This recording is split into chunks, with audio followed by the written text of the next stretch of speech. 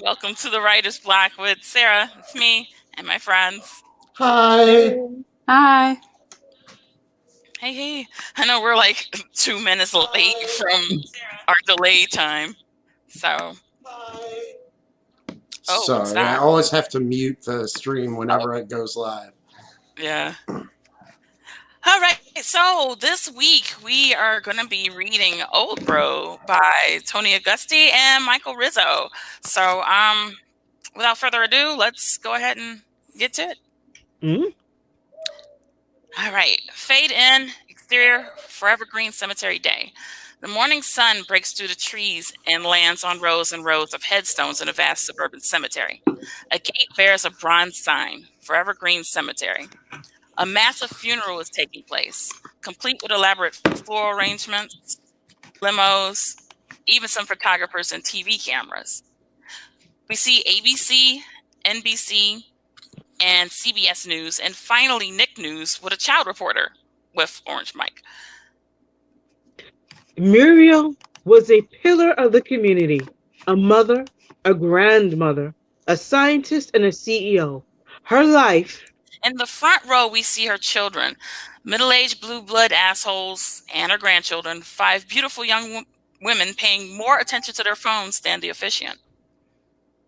A series of greater and greater professional achievements, a legacy not just to her family, but to all mankind. At the end of the row, there's a young man, William Bradford, 22, in a tailored black suit with wraparound Oakley sunglasses in his brow, looking down with eyes closed and holding his hands as if in deep thought, or maybe prayer. We hear a series of beeps. Cut to William's eyes snap open, and we realize he fell asleep playing on his phone. The screen reads, "It's a match." He's on Tinder. He hurries to flick the sound off. A few sisters snicker. His parents are oblivious, but a young, dark-haired woman throws him a dirty look. And now, Muriel's closest friend and confidant, her executive vice president Victoria, would like to say a few words. Will is still swiping through Tinder, paying no attention. The woman, Victoria, a very tall, statuesque, takes her place at the lectern. Cameras flash. We see a large hand-painted portrait of the deceased Muriel. I worked for Mrs. Bradford for 13 years, since joining the company as a junior intern. She taught me a great deal about science and life. Will scrolls through the photos of young women with huge tits. Exterior cemetery later. The sun's a little higher and the casket's a bit lower. Will has loosened his tie and made his way to a black Audi convertible. As he pushes the button to start it, the roof comes down and the stereo starts blasting dubstep. Will peels out of his grandma's funeral, the bass dropping just as he cuts off a hearse coming in the front gate. The only other car in that procession, a beat-up old Impala, rear ends the hearse. Young driver, Lucas Morton. Exterior, Fraternity Road, day. The black Audi skids down a suburban side street, doing at least 55. It rolls towards the Alpha Omega fraternity house, where there's a party in full swing. Will comes in hot, slamming on the brakes and skidding 270 degrees before landing on the front lawn. Some drunk kids have to jump out the way. He parks it right there, next to the Alpha Omega sign. The frat motto reads, sorry, I haven't done this in a while, Ab Ovo Uskad Mala. There's a used condom hanging off the last A. Ew. Sun's out, guns out. Will reaches up and tears the sleeves off his tailored suit. Standing up in his seat, he spikes the balled-up fabric on the hood and hops out to join the party. Interior Alpha Omega house continuous. Will slides through the frat door, and the assembled drunks cheer his dangerous driving. Tom, early 20s bro, pours a shot directly into Will's mouth. Oh, looking sharp, bro. Yeah, bro. My grandma died. Drag. Chad, early 20s bro, hands Will a man can of Natty Ice. Time for some group therapy. Will cracks the beer, takes a long drag, and walks up the main staircase to the second floor, past frat bros and their guests playing beer pong, funneling and doing gravity bong hits, and some dude freaking on a clearly uncomfortable girl. Hey, you know the rules. No exceptions. Dakota holds out his hand for a handshake. Instead, Will sticks out his right elbow, and an elaborate secret handshake ensues. It's a well-rehearsed routine.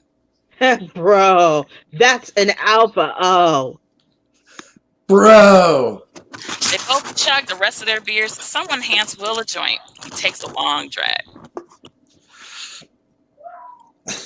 Hey, anybody seen Julia? Cha, bro. She's out in the yard.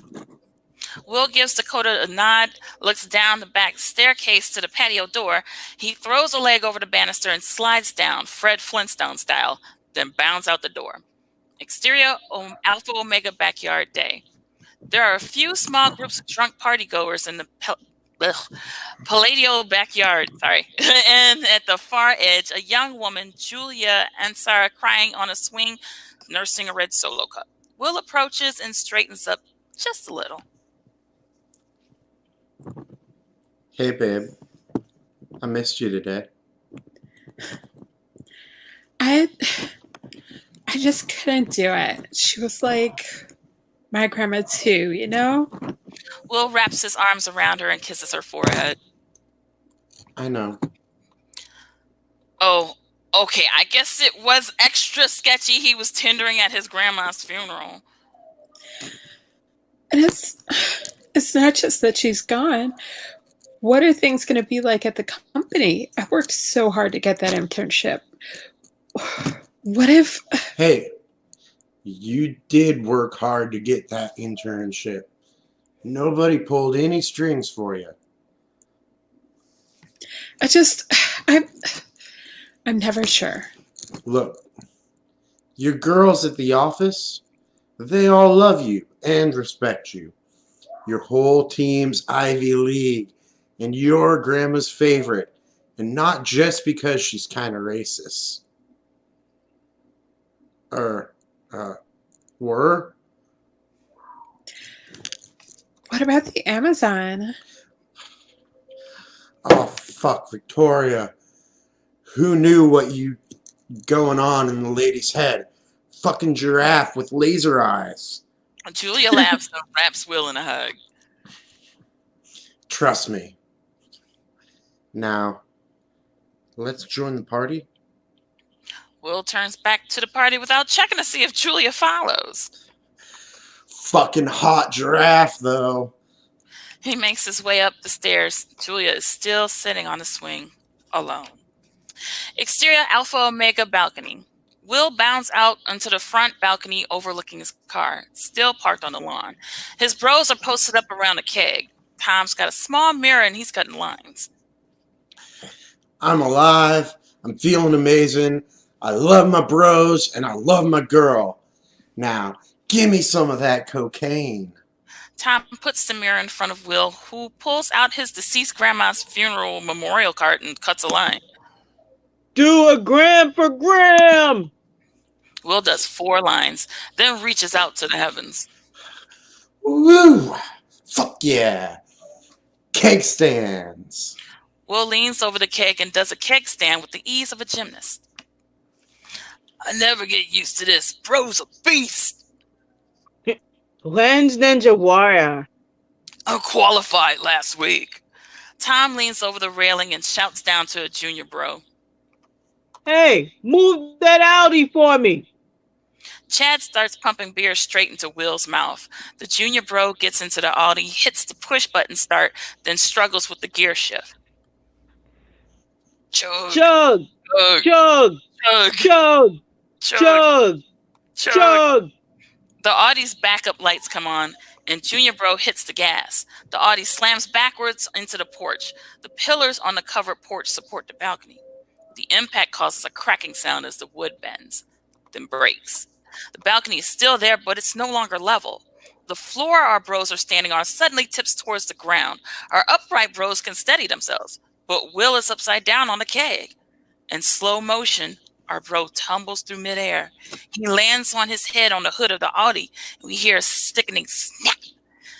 The keg rolls down after him. The last few ounces of beer in the hose explode across his face and suit in hyper slow motion as he realizes what's about to happen.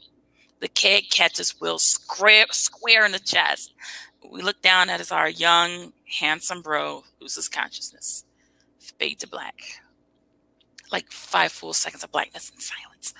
Smash cut to interior, a dark, dank room. An elderly face.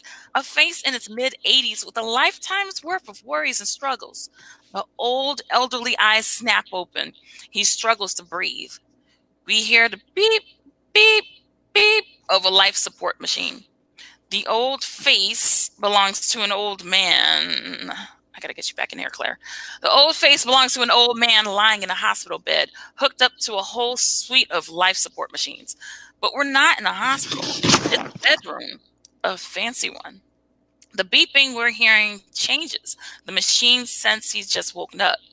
Close up, the man's eyes snap open. A nurse enters the room, walks past the old man, begins to fuss with the machines. Bruh. Smash cut to title card OldBro. Interior Will's childhood bedroom day. Will has seemingly aged 60 plus years. He stares at his aged hands, then looks wildly around his childhood bedroom. There are posters of models on the walls, trophies, an old varsity jacket hung on a chair. Everything is pretty typical bro stuff, besides the hospital bed and the life support machines. How long has he been asleep? The nurse enters and sees Will is awake. See, Jesus. Huh? Stop speaking Mexican to me, dude. I'm Filipino. The nurse rushes out and returns shortly with Alwyn and Robin Bradford. They approach the bed. Oh, thank goodness. I feared you'd never wake up. Welcome back, son. Wait. You look the same age. But I thought I'd been in a coma for years. Always a peculiar imagination, this one. No, you haven't been unconscious nearly that long. Just long enough to adapt. Adapt? To your new host body, dear. Oh, okay. Wait, what? Do you remember the accident, son? You were in a terrible accident and... I remember being at a funeral. Graham? Was that a dream? No, my mother is quite dead. Anyway, as I was saying, you were in a terrible accident and your body was damaged beyond repair. Quite mangled, I'm afraid.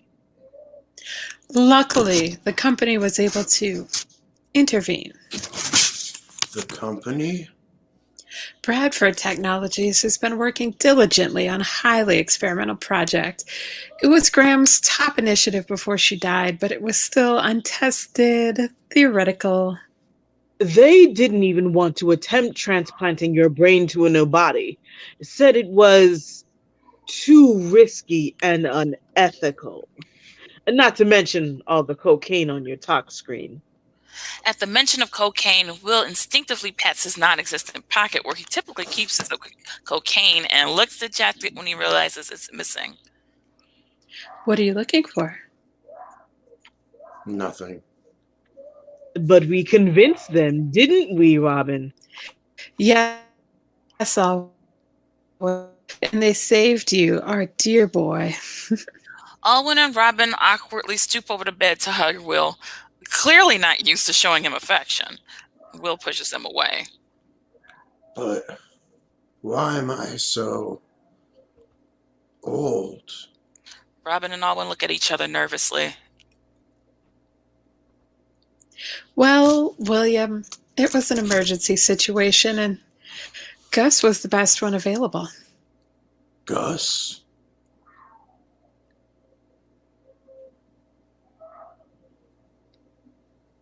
Ooh. Toulouse Diner? Gus Morton, the name of the man whose body...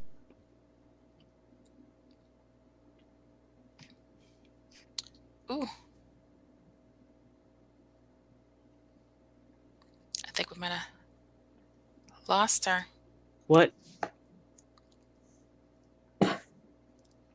Dinah?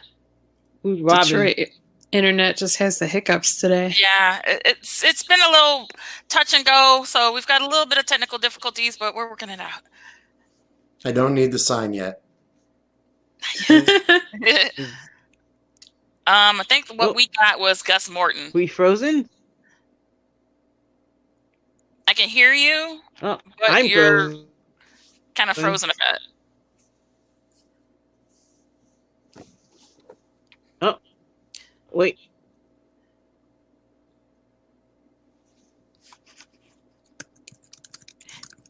You might have to go out and go back in.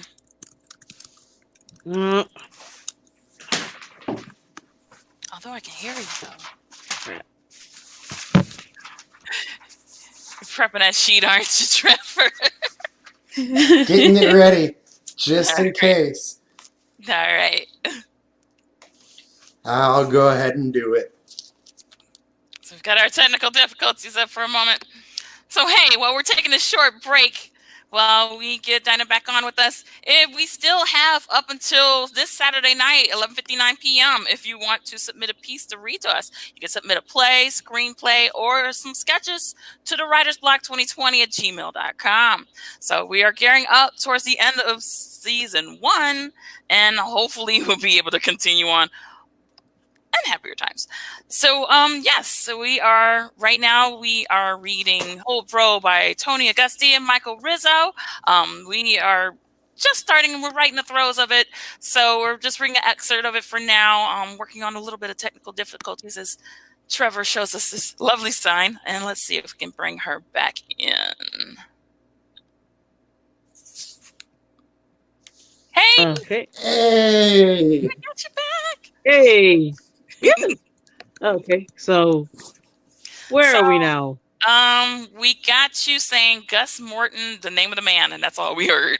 Page 9. Okay, I'll say it again.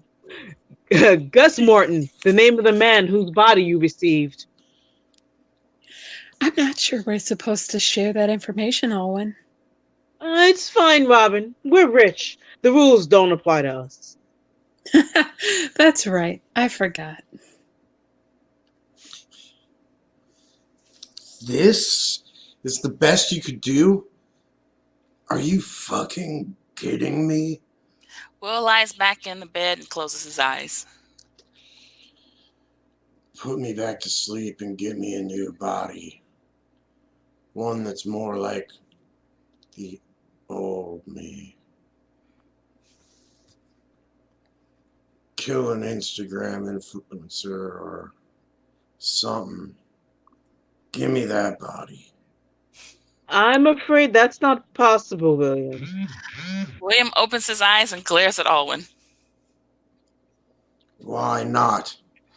Where is everybody? Did my sisters even come to visit? We've been keeping people away to let you rest, William.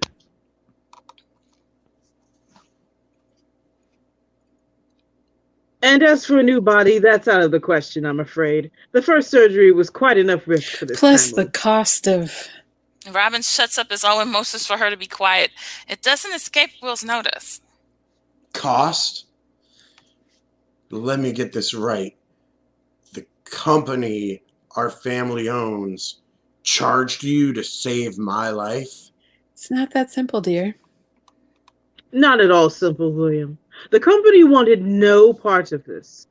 It required a little greasing of the wheels. Greasing the wheels? Like they made you work on their cars?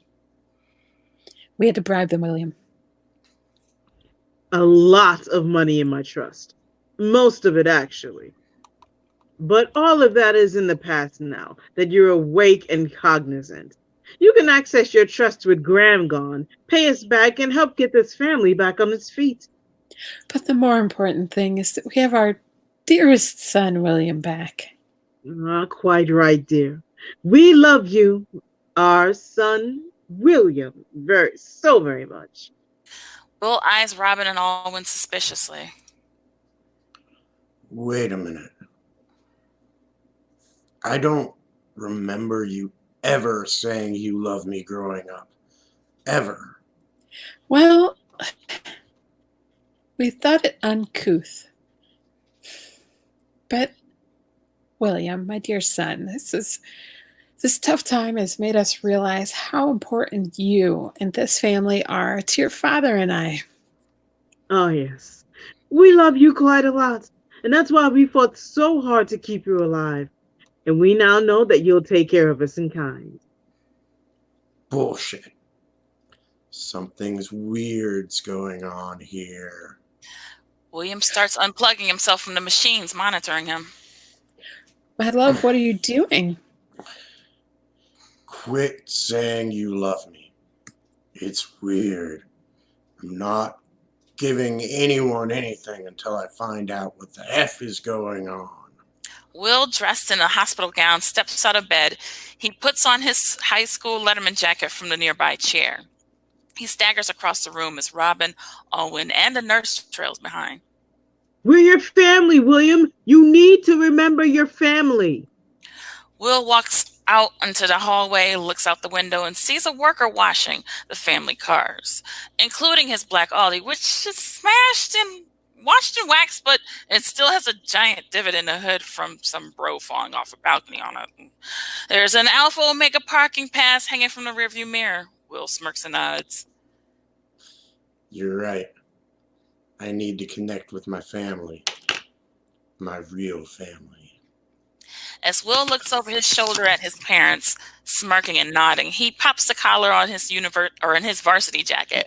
We see the hospital dressing gown is untied in the back, revealing his hairy, pimply, and sagging new ass as he shuffles away towards the convertible. Interior Alpha Omega House day. Tom, Chad, and Dakota are lying around the living room of the frat house, absent-mindedly watching lacrosse on ESPN2. There's some nerd bro in the corner doing all their homework. As a furious, desperate banging on the door, our bros look at each other. Nerd bro goes to answer it. Just as the door cracks open, a geriatric man shoves his way in. Bros, I'm back. Whoa, who the hell are you, old man? Jesus. No, Chad. It's me. It's Will. These bros have no idea what the hell is going on. That's a fucked up prank, you geezer. Oh, shit, you're right. Those gamma pricks must have paid some bum. I'm no bum. I'm an AO from the beginning to the end. Will holds out his hand for a handshake, and Thomas holds out his elbow. They do the whole secret handshake thing from page 3. Bro? Bro?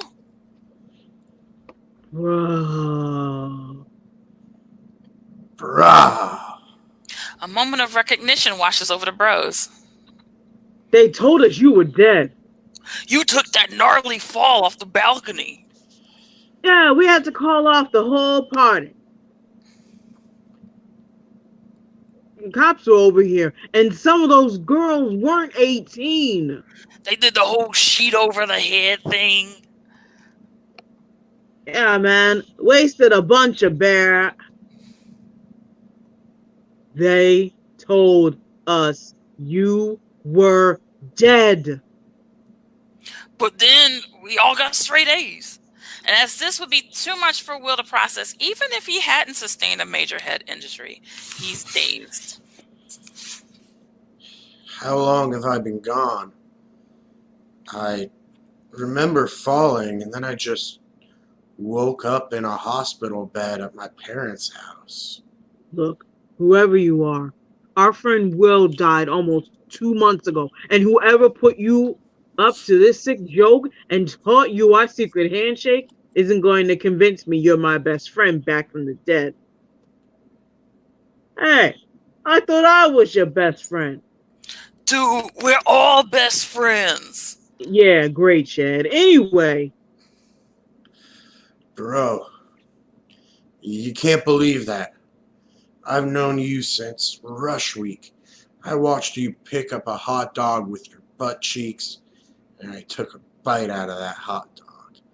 I may look different, but you know this isn't a prank. We're friends to the end. Tom stares deep into the eyes of this elderly face. Bro. They hug it out. Will's still in the hospital gown, and now his ass is out again. Bro, sun's out, bun's out.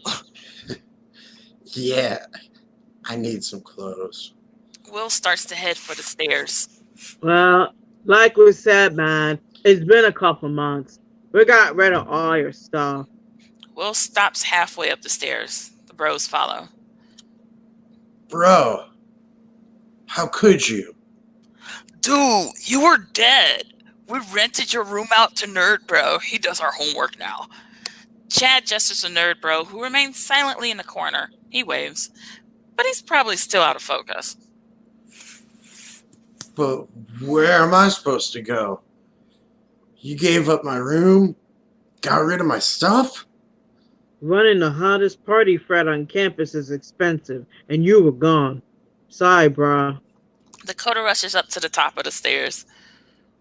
Look, well, I'm sorry. Sure, your room is gone, but we can hook you up, bro. Come on.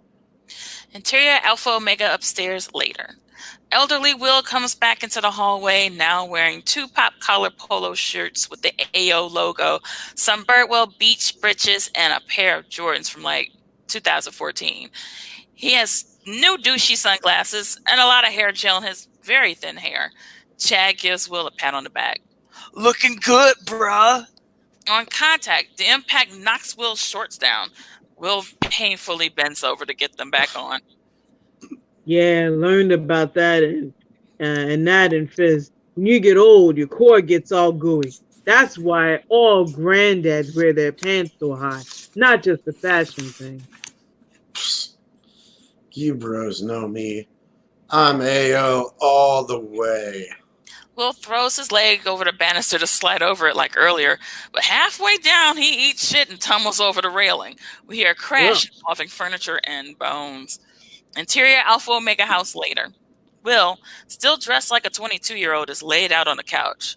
Nerd Bro brings a nice pack for one of Will's badly swollen knees. You have to take it easy, bro. You are so lucky that fall didn't, like, kill you or something. Yeah, bro, that was rough. We already went to one funeral for you. Bros, this is a nightmare. You just have no idea. But with your help, I can get through it. Yeah, totally. We got your back, bro. I mean, later, after the party. Party?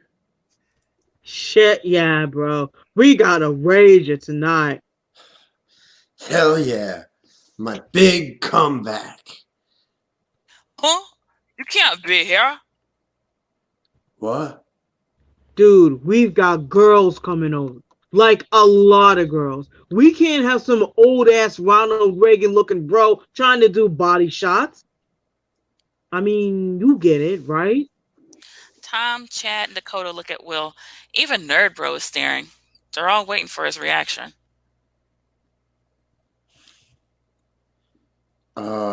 Yeah. Yeah, I got you. Can't have a bro cock blocking another bro. Yeah, gotta maintain that AO bylaws.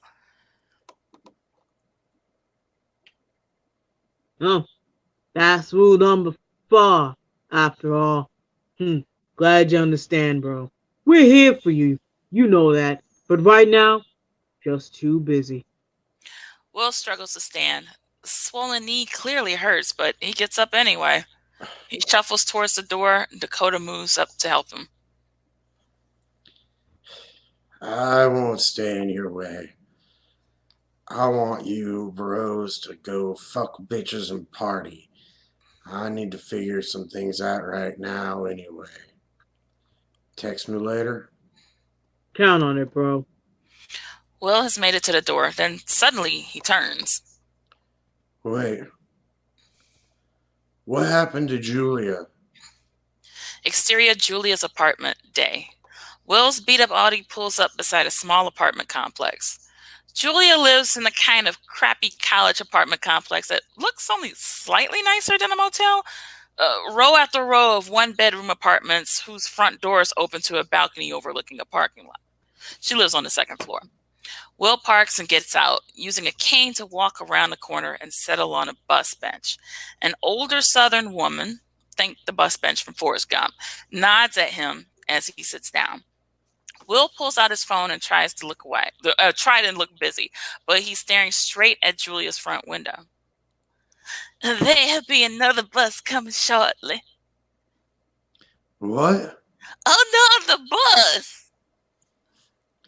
I'm not waiting for a bus. I'm here to see my girlfriend. The elderly Southern woman looks puzzled. Will points at Julia's apartment. From what we can see, the apartment is a mess. A disheveled Julia stares out the window forlorn. That's your girlfriend? How old is she? Like 20, I think. The elderly Southern woman is aghast. She hits Will with her purse. That is disgusting! She could be your granddaughter, pervert! The woman stalks off. Will shakes it off, psychs himself up, and gets off the bench. He walks towards the stairway to the second floor balcony. It's very old and very slow. He starts on the first stair. Flashback to interior Alpha Omega house just before we got to Julia's. Look, bro, she's probably moved on. Yeah, it's been like a month and a half. Cha, fuck her, man. What are you talking about? We love each other. We're in love with each other. She's... Didn't you cheat on her? Yeah, like a what? Bros before hoes, bruh. Back to present. Will is on like stair 4. We see him slowly progressing. Flashback to interior Alpha Omega house. Continuous. Look, I fucked up a lot. But I need her. I think she just want to know I'm not dead. I'm going over there. And I want you bros to stay out of it. And don't call her a hoe. So pick your speech, bruh. And flashback. Will has made it most of the way up the stairs. We watch him slowly make it to the top and turn the corner. He strides with as much confidence as an octogenarian can have towards her front door, makes it to Julia's front window, and sees, closer up, the mess in Julia's living room is even more evident. Newspaper clippings, schoolwork, stuffed animals, all sorts of relationship stuff. She's having a bad time. We see a disheveled mess of dead stems in a vase, what used to be a bouquet of flowers. Flashback to interior Bradford building 24th floor science lab today or day.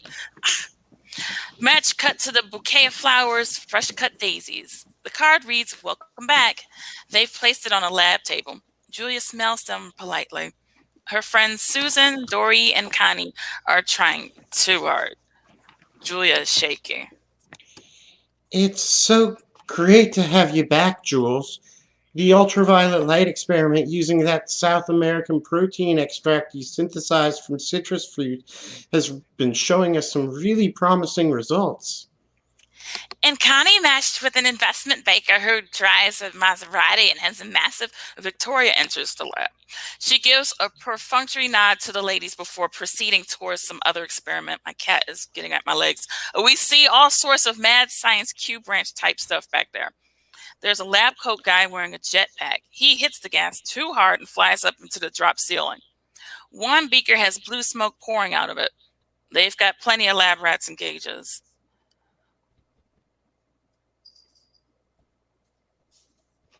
Is that me? Am I both? I am. Sorry. Victoria has been extra mean since Muriel died. Overcompensating giant Amazon bitch. Don't hate her because she's tall. But yeah, I think she's cleaning house.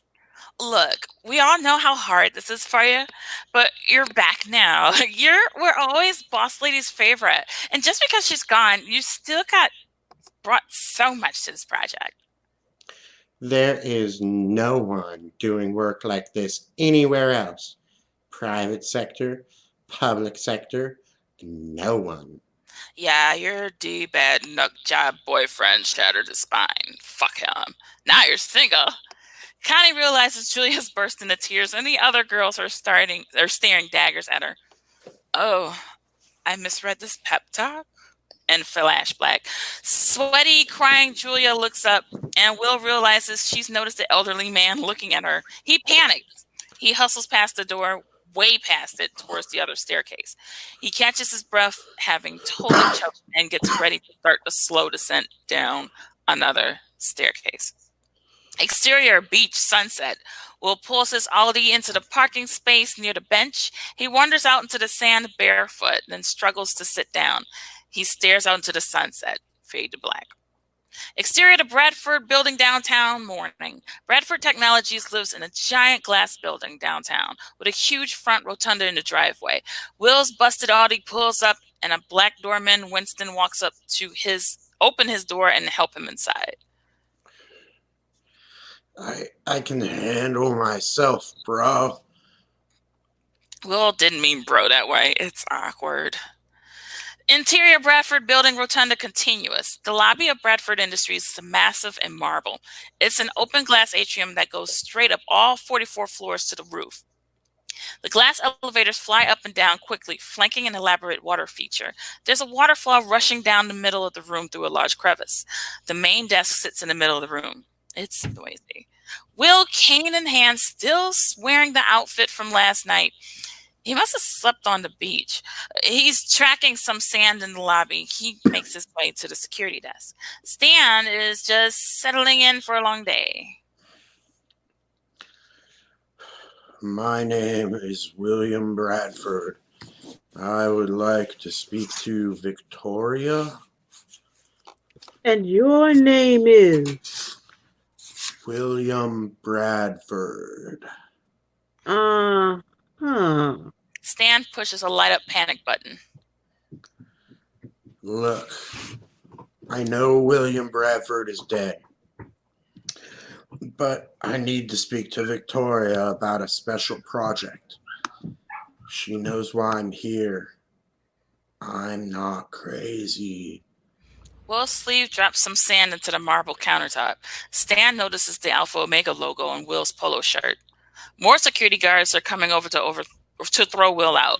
One of them, Lorenzo, is leading the pack. Sir, I'm going to have to ask you to come with me. Before Will can process this, he sees a beautiful young woman, Ashley Bradford, 17, one of Will's sisters, walking through the lobby. He shouts to her. Ash!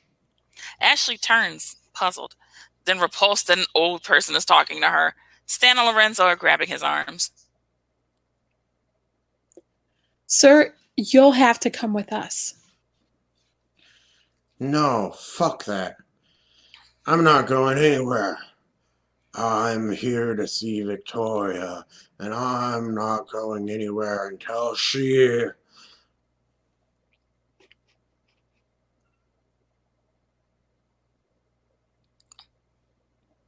Oh, Lorenzo? Oh, just you guys froze for me. Sorry. Oh, sorry. We're at, do you think she's going to come and see you in the lobby? Okay. Do you think she's going to come and see you in the lobby? Wait. We're going. Will gestures upstairs. Stan, let's take this gentleman upstairs. We'll have his car taken to the B3 garage. Lorenzo, Stan, and Will walk past the standard elevators to a back executive elevator. Lorenzo swipes a magnetic card and a light comes on, counting down from 44 to 1. The door opens. They shuffle in slowly. Interior to elevator continuous. Will is in the middle between the guards. So, how much do you guys know about the secret project? Enough to know you would know we're not at liberty to discuss it.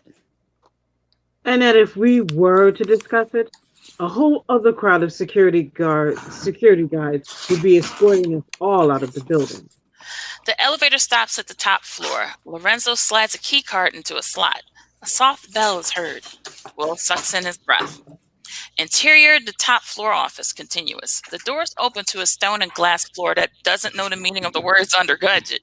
The design is light and airy, yet a bit sterile.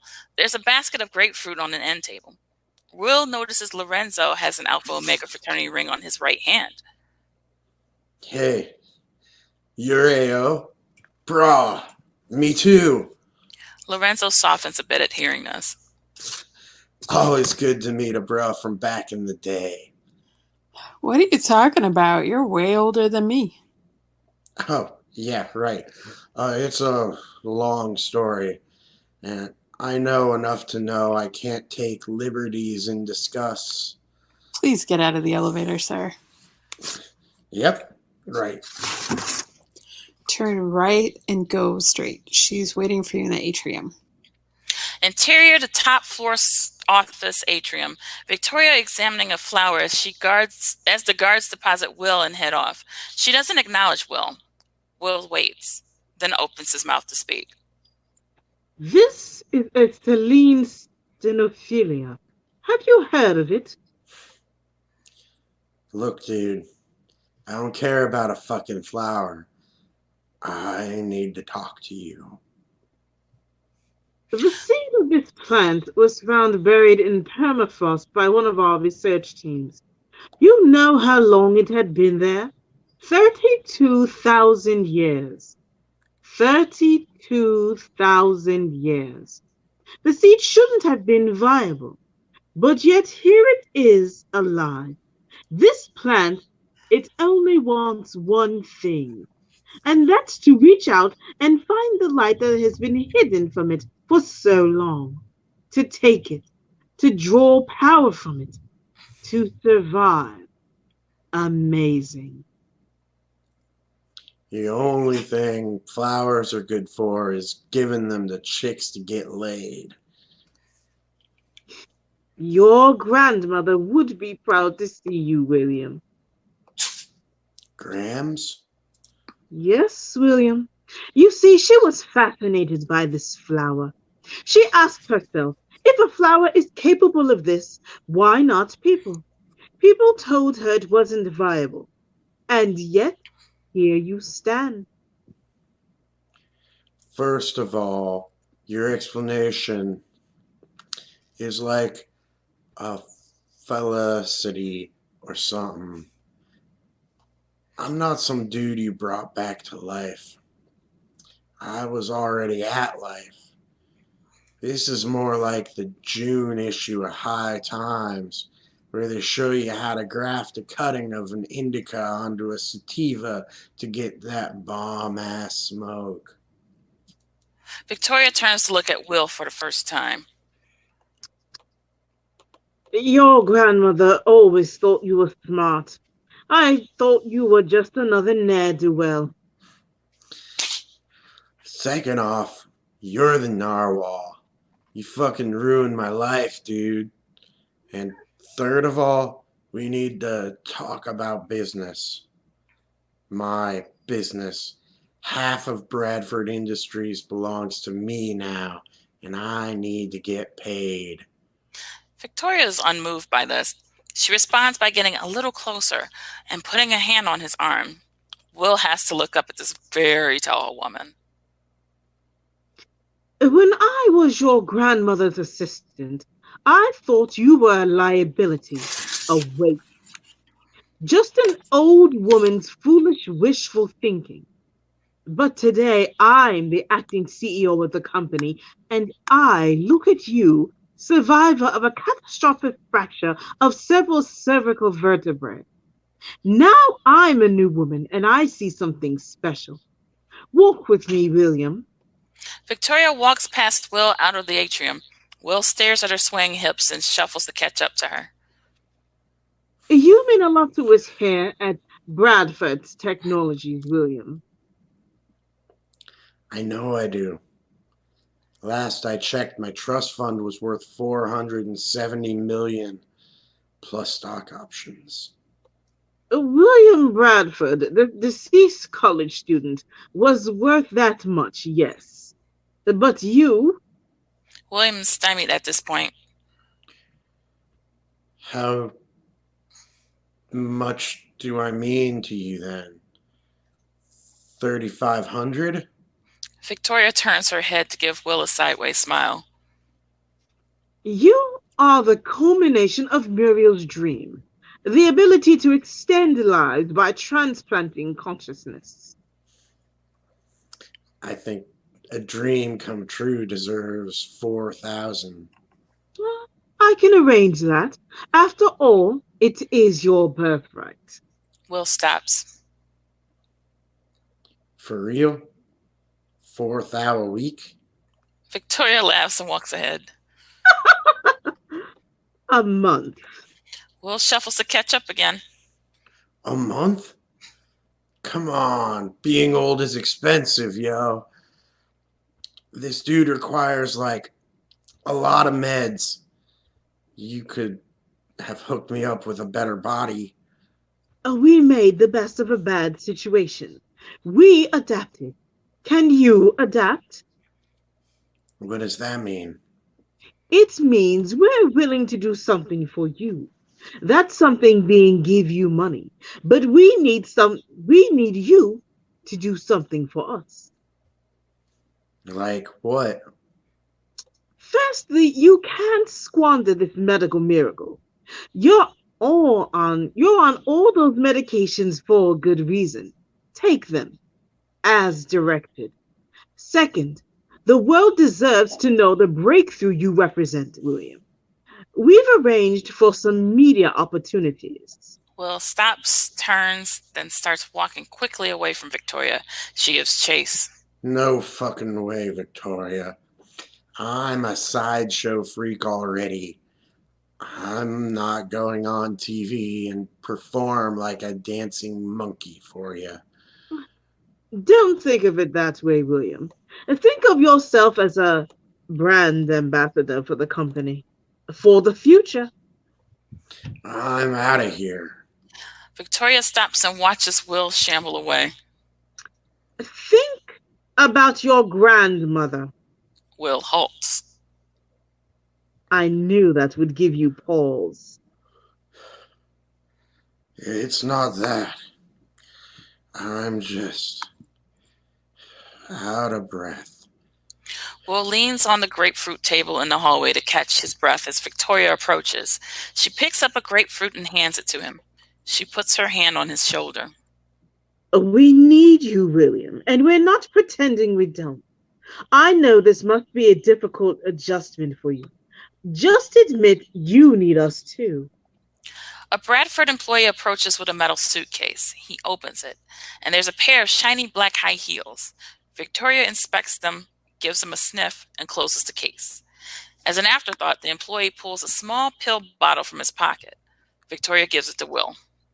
And take your vitamins. Will glares at Victoria, stolen. Victoria smiles. 12,000 a month.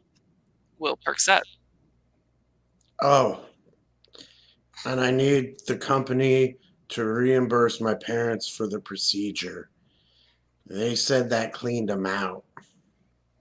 I'll have accounting cut them a check for $37,000 today. Is that the first payment? What? No, that's the total. That's all my parents had left? Being that rich is expensive. Cut to interior executive bathroom, Bradford building. Will is furiously jerking off in a bathroom stall. He's looking at his iPhone with a blurred elderly vision. He's creeping on Victoria's Facebook profile and a press release with a picture of her doing Bradford business. And take your vitamins. Will lets out an intense groan, then gets frustrated. Takes forever to come with this old broken dick. Interior the Bradford building lobby later. Will exits the executive elevator and walks past Anne, wearing white gloves, carefully wiping up that spit from the 44th floor. They share a look. Exterior the Bradford building downtown, morning. Will holds a wad of cash and smiling, exits the building. He tips Winston a $100 bill and Winston fist bumps him. Have my car brought around, will you, Winston? Interior Bradford building 24th floor science lab, day. Victoria strides into the lab, puts on her lab coat and safety glasses, and does the rounds. We see a series of elaborate experiments with plants and animals. She stops at one, a glass reptile case with a nerdy 40-something doting on it. He takes a plastic dropper of the liquid and burns a hole in the metal test panel. Victoria smiles. Victoria drops in on several stops with equally banal conversation before eventually making it to the interns. Oh, sorry. I didn't mean to hit you. Oh my gosh. I did not know she was standing there and I kind of bumped my hand. So sorry. This is the first time we've seen Victoria standing next to these girls, and she's full head taller than each of them. Ladies, have this week's trials been proceeding smoothly? Julia's here looking rough. The other girls cover for her. Miss Blatch, thank you for asking. Our team has been very pleased with our findings. Yes, Miss Blatch, the preliminary results are very promising, and we've been able to create a synthetic version of the sample compound found in the samples. And Julia, what do you think? Well, we've been able to... Julia, walk with me. They leave the other girls behind and wander the lab. I know how difficult this must be, Julia. We were both so close to Muriel, and she was gone so suddenly. But to lose someone else so soon thereafter, it's devastating. I can't imagine what that must be like. You have to know that while I don't understand, I can empathize. I don't expect you to just let that go. Julia shows relief she's not getting fired. You were Muriel's favorite, you know, and one of her closest proteges. She told me often that she had grand designs for you. I think that was just because of Will. I'll let you in on a secret, Julia. Muriel liked more than Will. I know loved him, and he's gone now. But you were the one she was grooming for bigger things. And I want you to know you still have a very bright future with this company. Just focus on science. After all, Will is gone. Julia's stunned in a good and a bad way by this.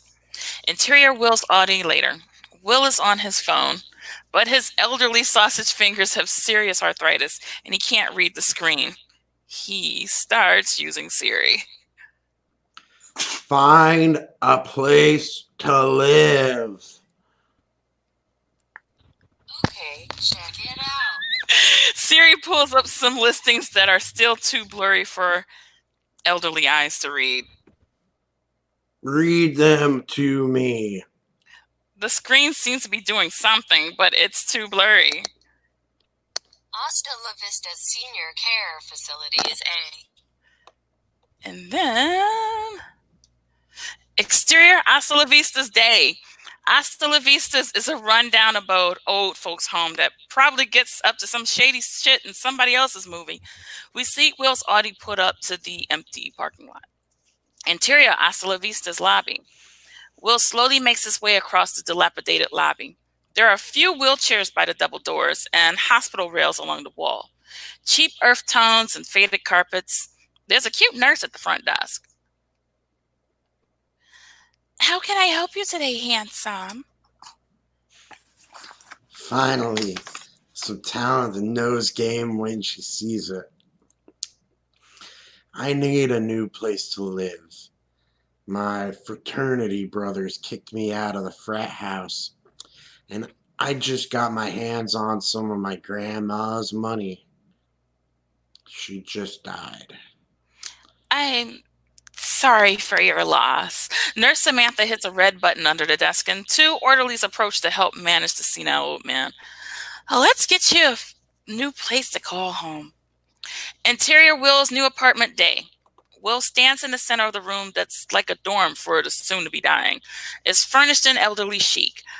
A full bed, wooden Afghan, a wingback chair, a mini fridge, and again, those hospital rails on each wall.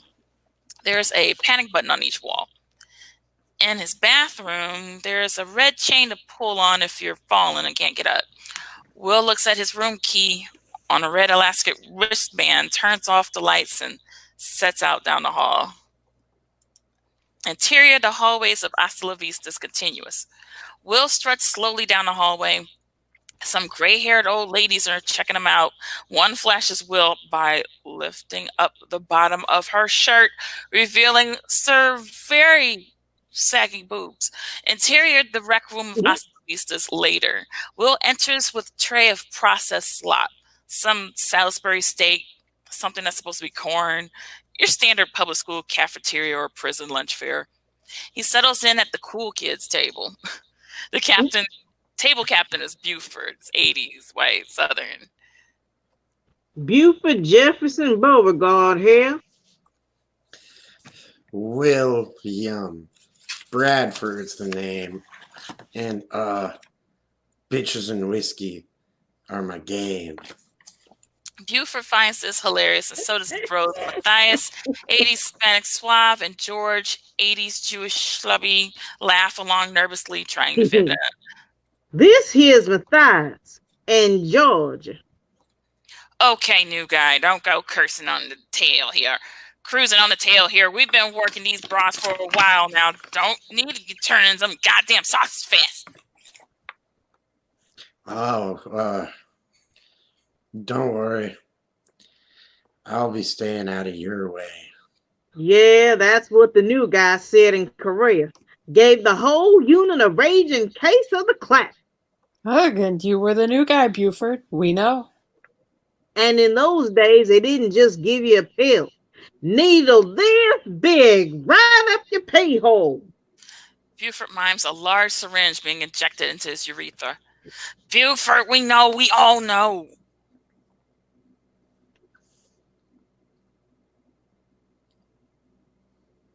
Ooh, we lost her. Claire! It's just frozen. Let's see. We log you in. And it back in. Let's see if that works. Ah, there you go. We lost you. And hey there, Gladys. Hey there, Gladys. I'll be seeing you later. An elderly woman, Gladys, walks past and shakes her ass a little. Will is disturbed. She loses her balance and falls down. Orderlies rush in to help her. Whoa. So it looks like you guys know how to party? Fuck yeah, we do. What your doc got you on? Will just looks at Buford, confused. Buford gets frustrated and pulls out a 7-day plastic pill organizer. He pops open Wednesday, dumps a bunch of pills on his tray, and starts pushing them across the table one at a time. Got my Vanexa for the angina. Lipitor for the high cholesterol. Then the fun stuff. My Cialis to keep the party going. Vicodin for the shrapnel on my shoulder. These blue things, a Dynamo cut with something to keep you mellow. Then I got the high dose Ambiens to keep me back down at night. When you're as old as we are, life's a party. Live it up. Fuck. You guys got any Coke? George holds up a small yellow pill from across the table. I know I'm going to be crushing up one of these. I'm snorting it before I go to town on Gladys later. She gonna be okay? She's already lying down. All that matters. Will looks around and realizes this is not going to be too different from his last home. Interior Will's new apartment later. There's a little white paper cup with 3 or 4 serious-looking pills on Will's bathroom sink, next to the black Bradford Industries bottle. He pounds him. He's straightening himself up in the mirror. Will is still dressed like a frat bro, but he's putting some pomade on what's left of his hair out of a tin he must have bummed off Matthias. He looks in the mirror. Game face, bro. Will is alone in the small bathroom, pumping himself up. Interior cable news studio day. Will shuffles through a revolving door past a large sculpture of the network's logo. APA Franca meets him at the door. I'm Franca from Mr. Rasmussen's team. I'll be taking you up to hair and makeup to meet Eckhart before the show starts. We're live in 17 minutes, and we need you to get camera ready. Will's ego is a little bruised by that. Hey, I was Alpha O's Alpha Bro 3 semesters in a row. I'm camera ready, babe. Franca is too worried about her job to be confused by that remark and hurries Will into an elevator.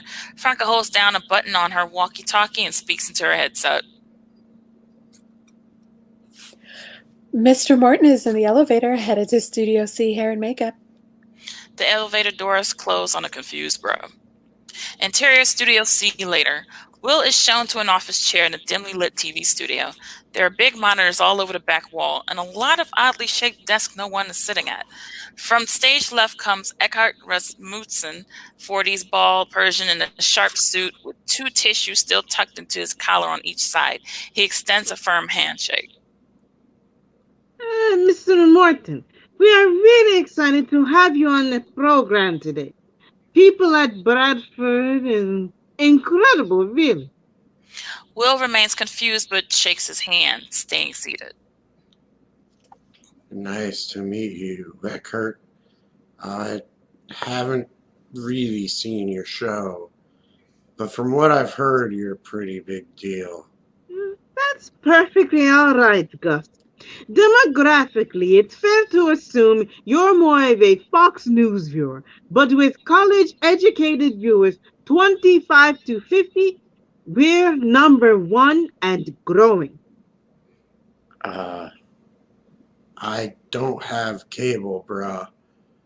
Eckhart is genuinely confused by that sentence, but before he can follow up, we're on one, Eckhart. Who needs you in a chair?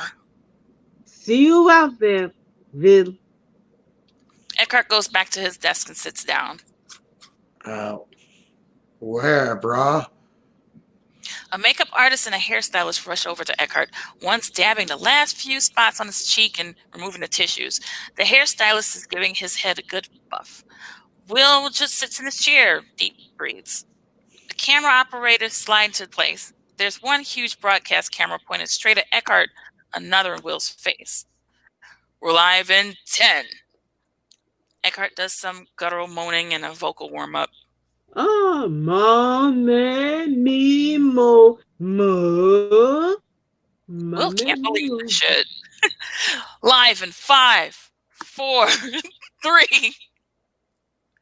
Eckhart starts making weird noises. The producer on the floor silently counts 2, 1, and points at Eckhart. The dark studio suddenly comes to light. The lights come up and the LCD screens in the background start looping random news. I'm Eckhart Rasmussen, and this is ER News, where we deal with the issues tearing our society apart. With me today is who appears to be Gus Morton, a Vietnam War hero and hospital volunteer. The camera cuts to a surprised Will. The lower third reads, Transplanted Valor, Oldest Stoled.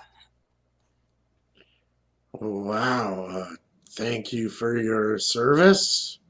But in reality, he is William Bradford III, scion of the Bradford family, heir presumptive to Bradford Technologies, and a hard-partying frat bro who took his devil-may-care bacchanalia a little too fair and paid the ultimate price. Or he would have, if it wasn't for his money bags, mommy and daddy. Whoa, harsh. The lower third reads, Invasion of the Valor Snatchers. Gus Morton sadly left this earth, but in a final act of generosity, he donated his hallowed body, A body that stormed Hamburger Hill to science. One can only imagine his horror to learn his body ended up at a multinational medical monolith that decided it was bored with making money. The camera cuts to Eckhart. The lower third reads, "Blank you for your service." And decided to start playing God. Huh? My dear viewers, what you are looking at is an abomination of science and morality, a horrible trust fund brat for no other reason than he was born into the right circumstances. What you see is Gus Morton, but behind those eyes is the epitome of corporate greed, feckless entertainment. Bro, I fuck all the time. The lower third reads, "This guy fecks." A complete lack of ethics, and perhaps the warning call of the canary from our great nation's decency coal mine. He's not a young man. He's not an old man. We around the office have dubbed him OldBro. Eckhart's face brightens and he turns to face Will. OldBro, thanks for joining us. The name's not OldBro. It's Will, bro.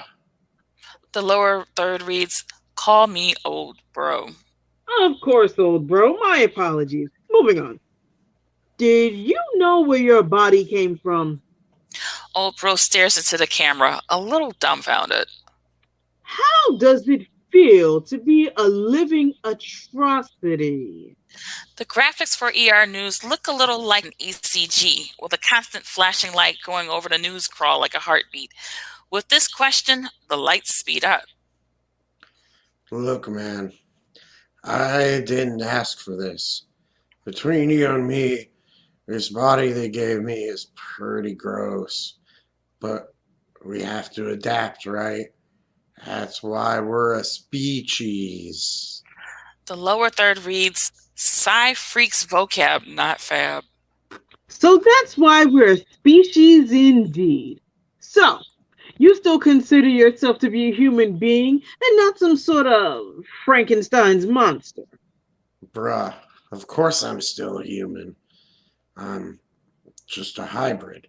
It's like the June issue of High Times where they show you how to graft a cutting of indica into a sativa. The lower third reads, "Hi, bro," like hi. "Hi, bro," like hi. Yes. Speaking of which, our sources say you were injured during a cocaine-fueled keg stand on the balcony of the Alpha Omega house at your university right before you were injured. Can you confirm that? I can only confirm that when I party all the way, brah. That's what being an Alpha Omega is all about. Ayo. Do you think you deserve to have your life saved? The lower third reads, "OldBro. Should he exist?" Deserve? I mean, I do own half the company. Isn't it like my toy to play with?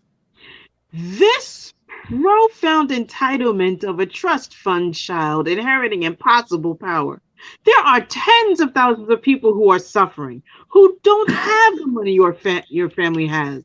Yet nobody is doing anything for them. Why you and not them? OldBro looks down. The graphics speed up even more. I don't know, man. I just want to go back to my normal life. By normal life, you mean the life where you spend your family's money without a care in the world, do whatever drugs you want, sleep with whomever you want, and goof off at college? OldBro brightens. The lower third reads, "Blue blood."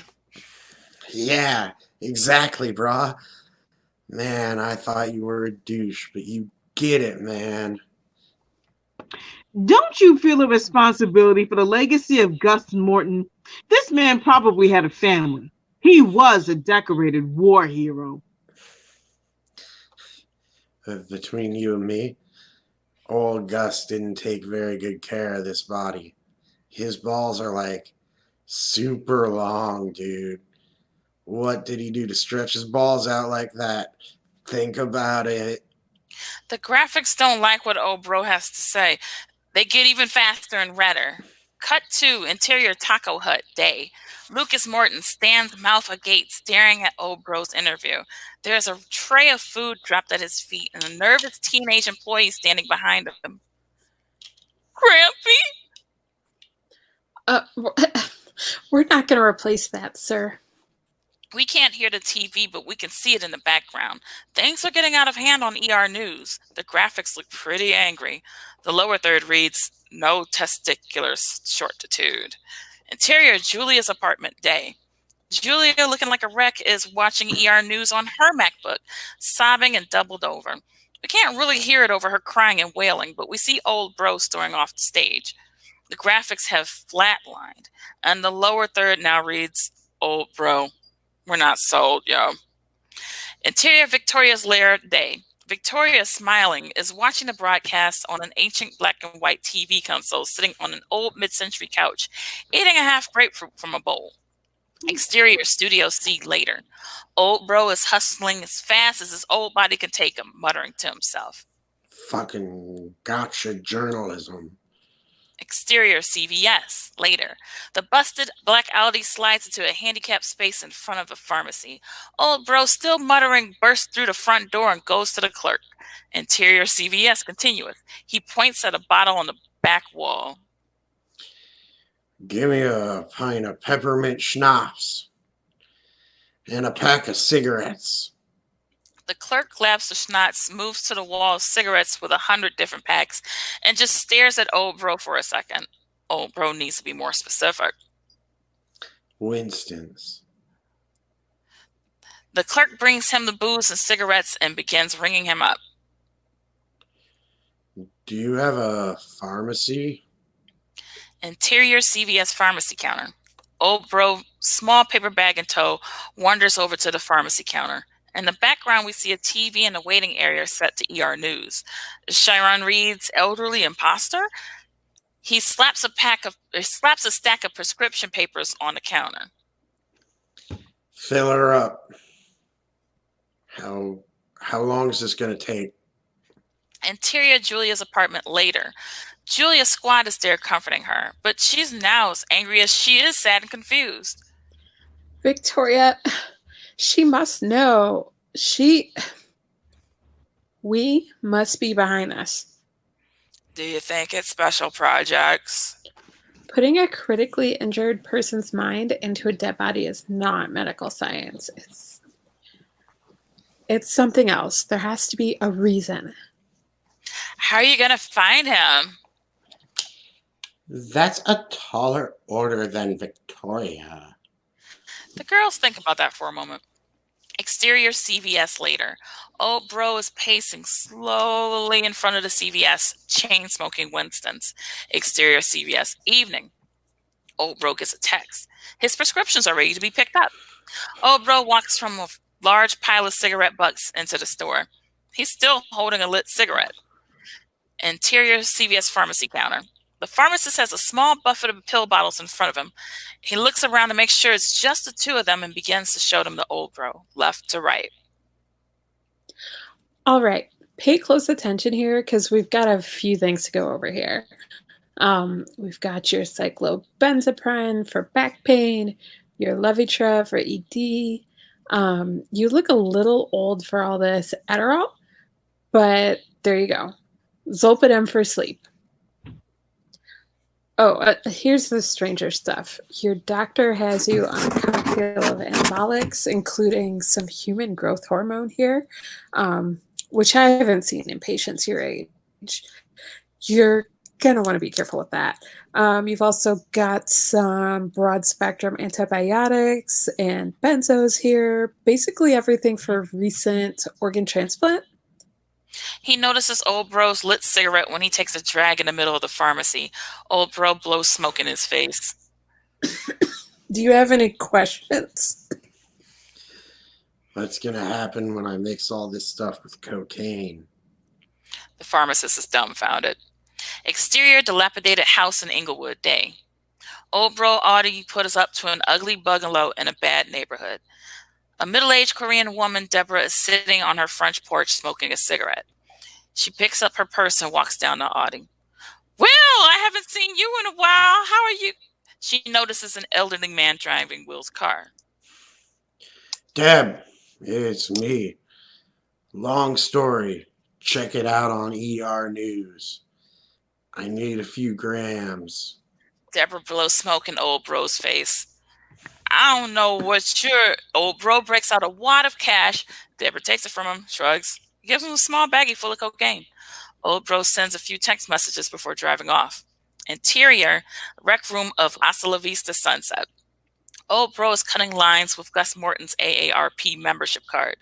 He has crudely torn open all the bags from the pharmacy, and the more interesting pills are out for the party. Gladys is holding a syringe, injecting HGH into old bro's thigh. Tom, Chad, Dakota, Nerd Bro, and Junior Bro enter the rec room. Bros, I told you I knew how to party.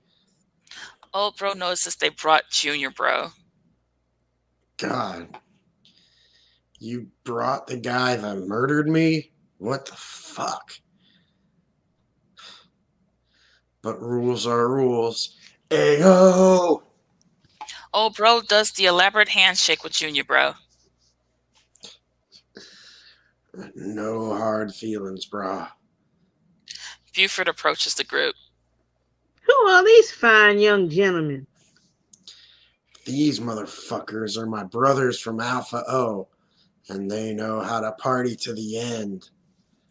Buford shrugs and does a line of cocaine. The young bros cheer and the party montage begins.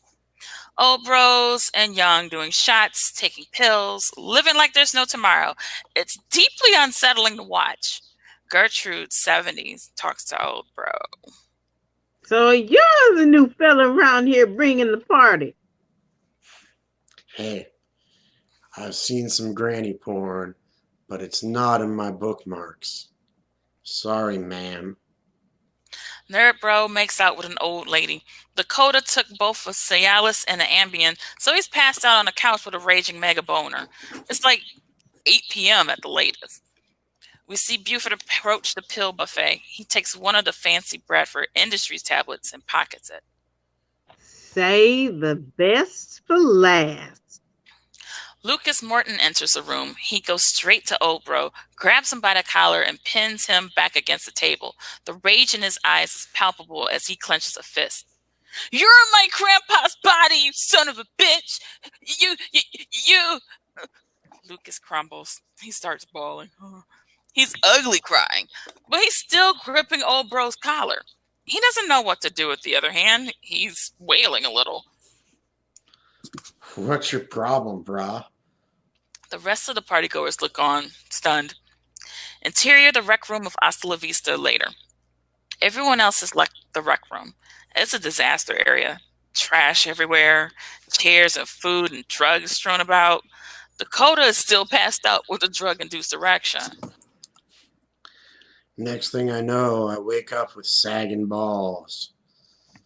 My grandfather was a hero and the best man I ever met. And you don't deserve to be walking around inside of him. Old bro stifles a snicker at the inside him thing. Look, your Gramps was already dead when they gave his body to me. You should be grateful you can talk to him and get some closure on whatever he did to you. What do you mean what he did to me? He never did anything to me. I don't know. You seem like you got some baggage, brah. You're my baggage. You stuffed inside my grandpa and old bro stifles a laugh at this. And he was better than that, better than you. My grandpa was a great man, not just a veteran, but a volunteer. He spent his entire life helping people, sacrificing.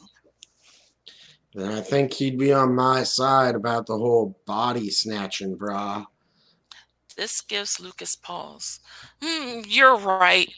He always taught me to have compassion for others, and that family is family no matter what. Cool. Did he have these before the surgery? OldBro holds up a pill bottle full of Oxy.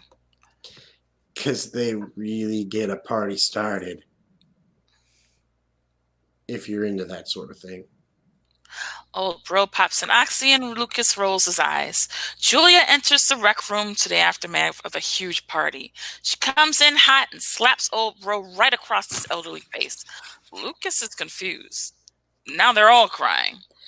What the fuck is wrong with you, Will? Lucas suddenly slides his chair back and scoots out of the room. Julia doesn't even see him. I thought you were gone. I'm sorry, babe. I'm sorry I tried, but...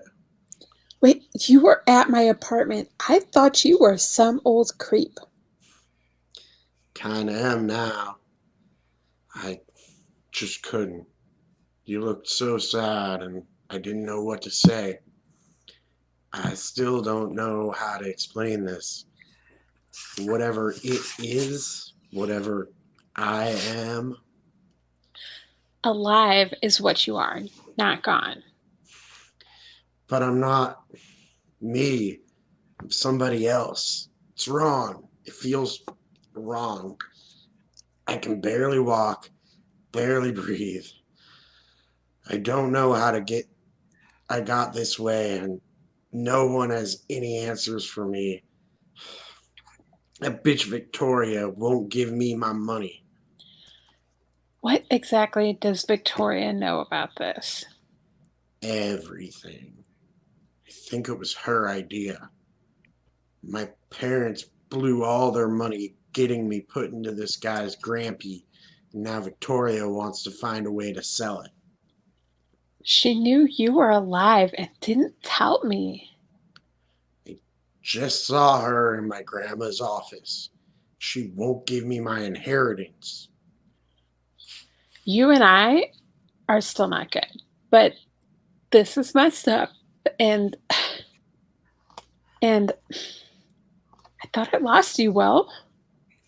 They've broken down into each other's arms, holding each other. It would be beautiful if not for Dakota still passed out on that couch, pitching a tent. And scene. So we're going to end it here. Before it gets real crazy. Oh boy, does it get crazier after that. All right, so that was an excerpt from OldBro, written by Tony Augusty and Michael Rizzo, which we have in-house tonight. I'll go ahead and bring you guys on. I'll be back in a minute, sorry. All right. Hey, y'all. Hey, what's up? Hey, how you doing? Good. Hey, guys. So thank you so much for coming out tonight. No, thanks you guys. This has been great. Yeah, thanks for reading the script. That's awesome. It was fun to hear it, and just hear how crazy it was. It sounds just as crazy as when we wrote it. So Nice. So we're gonna go ahead and see if we can. I don't know how many viewers we have out anymore. I'm seeing that it's possibly a 6, according across to all the platforms. yeah, I'll take that. Yes, if you guys have any questions, or if y'all have any questions, post your questions in the chat. Go ahead and answer them, and we'll go ahead and read them for you. I guess we could just start off by you guys introducing yourselves. Michael, I don't think we got a chance to introduce you formally. I know you were on our show a couple weeks back for another piece that we read. So you could go ahead and start first. Well, what are you looking to find out, Sarah? Like, who are you? Who are you? What do you do? That's a big question. Well, I don't have a compelling answer for that. But I am proud to be the, I think, first returning guest to this show. And was really pleased with not just being featured the first time, but being here today. I don't know what to say about myself. Tony, you give an answer, and then I'll steal whatever you did. Michael, I'd like to commend Michael's setup. He's switching angles. Just switch angles right now, Michael. Look at this. That's amazing. Oh, that is crazy. Number 2. Yeah, look at that. I told him I felt like I was like talking like it was trippy. It was like talking to like a real YouTuber in real time. But Michael is a professional filmmaker by trade. That's why he has all this sweet gear that allows him to do all these things. He is Jason and a malignant narcissist. That's important. Yeah, that's true. He's Jason Pedersen's first cousin. I just say that because that's how I met Michael. Jason is a local improviser and filmmaker and actor and all that stuff. I think we all know him. Most of us know him. And anyway, Jason and I met through improv, and that's how I met Michael. And we decided to let's actually, Sarah and I were in the show years ago called Amazing Dave, which was like a real-time sitcom. So every week we had to write an episode, write, memorize, and then perform an episode every week, a 30-minute episode. And it was really one of the hardest things I ever did. And the most challenging, but it really stretched me and showed me what I could do. And I would even say Sarah as an example, pretty much everybody in that show has gone on to do their own projects and produce their own projects, things like this. And I think I really credit Amazing Day with that. Amazing Day was an idea that we voted on that I came up with, but OldBro was actually number 2. It came in second place. And Michael Dupree, who was one of the actors in Amazing Day, was like, "You got to make this into something." He just thought it was such a funny idea. This frat bro who had his brain transplanted into an old man, and just from that, and then I was talking to Michael. He's like, "You have any ideas?" And I told him about that, and he's like, "Oh, that sounds fun. It's crazy." And so we wrote it over the course of 8 months, or was it sooner? Maybe 8 months, but really actively working, really only more than a month or 2. Yeah. Our system, and Tony and I have 2 features under our belts already, is pretty much that we spend a good amount of time breaking out a story and then split it up and write 5 pages a week back and forth until you have your 100 pages. And, we both are busy working professionals who don't make a dime at this stuff. So, Very true. 5 pages a week is a total of 20 weeks, assuming we don't get busy with other things, and we inevitably get busy with them. Yeah, the actual writing time wasn't that long, but we put a lot of time into preparation, outlining the screenplay. And I think it was helpful that we'd also written screenplays on our own before and with others, and the good and bad of that. But our sensibilities line up really well, and we Michael's much more knowledgeable in production and stuff, and I have a lot of experience in story, being an editor and writer for many years. So it just really worked. It was the best experience I've had collaborating. That's why we're already onto our second script, which is almost done. But yeah, it's been a really fun experience. What was the book because Michael introduced me to a book by Thomas Lennon, who's on Reno 911. And he also, a lot of people don't know, he wrote Night at the Museum and some other movies. And it wasn't How to Make $1 Billion or something, Michael? It is how to write movies for fun and profit, and then the fun is crossed out. Because, Thomas Lennon and Robert Ben Garant, who are both from Reno 911, they wrote all the Night at the Museum movies. They wrote Herbie Fully Loaded. They've written a lot of movies that you know of. Starsky and Hutch. Yeah, and not movies you like, but movies that have made a lot of money. Yeah, and that's their thesis. Yeah. You're not doing this because it's emotionally fulfilling or that you're going to write the stuff that you want. It's how to make movies that people will produce and make. Yeah. And also, it's notable that they are, I think, some of the few people that they make very critically acclaimed stuff on their own that doesn't make money. What's the camp series and Reno 911. All the state at the camp with Paul Rudd and whoever. Oh, Wet Hot American Summer. They're involved in stuff like that, but then they also do commercial stuff, which is rare. Most people that make commercial stuff are think of Chuck Lorre in The Big Bang. They're I'll make stuff that's very popular, and then I'll get to the critically acclaimed stuff later, and that never happens.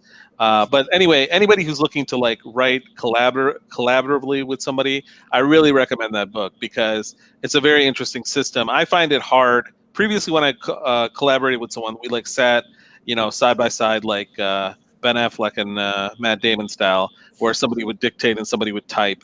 And in this one, you kind of work on the outline ahead of time and hammer it out. And then you just take turns writing 5 pages off the outline.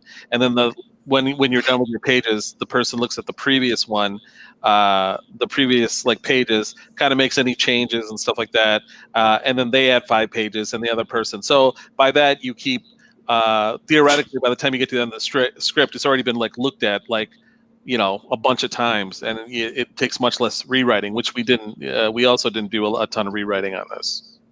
Yeah, I think hearing this for probably, I don't think I've read OldBro since we finished it a while back. Yeah, it's been almost a year. Last year before. But 2 things. I'm proud hearing it that, I can't tell what pages are mine and what pages are Tony's because we gel so well with the work that we do on the front. True. And we also are like, I would say we're low ego people. Like if Michael wants to change something or I want to change something, we're not like, oh, that's like my precious words, Amazing Dave also taught me that. I mean, that was, I learned that from work, but it really hammered it home. It's like, your words are not that important. You know what I mean? It's like, if somebody has a better idea, just be open to it and they're probably right. And, All right. We're talking a lot. Questions. Yeah. Great that you guys are talking about it, especially like with the writing process. Although we've been trying to have our writers explain it and go over it, and I think this is the first time. Yeah, this is the first time we've had both authors of a piece together on the show. So it's really great to hear how you guys write together and approach the whole topic of it. Yeah, kudos to you guys. It was really fun watching you guys, especially Trevor. Like he was really getting into it. He's doing like costume changes and I was like, wow, he's like, I felt like I was watching an audition. I was like, oh, this guy's nailing it. Taking it way more seriously than we did when we Yeah, I know. I was like, I wouldn't do that if I was reading the part. But it was great. We were like, wow, this is awesome. I worked super hard on planning ahead, I swear. Okay. No, I mean, it shows, so. Everybody brought something great to this. No, not to say that, but like everybody really enjoyed. Good time listening to the whole thing. Yeah, some of the voices and Victoria. That was a great take on the character, and then Julia's take. You know what I mean? Just kind of like capturing that kind of like smart, girl, and or what like at least in the beginning half are what are a lot of unlikable characters. Especially our main character. Michael and I kind of gravitate toward that, because there's like a lot of sexist and racist and like he's an asshole, you know what I mean? But we've always liked, both of us like those kind of unlikable characters that can like redeem themselves or not. It's yet to be seen. Julia is the hero of the piece, and she doesn't really get going until the second half. Yeah. OldBro gets only slightly better. Yeah. There's a sort of redemption, I guess, but he gets better, but only slightly. Yeah. So, Trevor, do we have anything? I see we have Victoria saying wonderful work. So, thanks.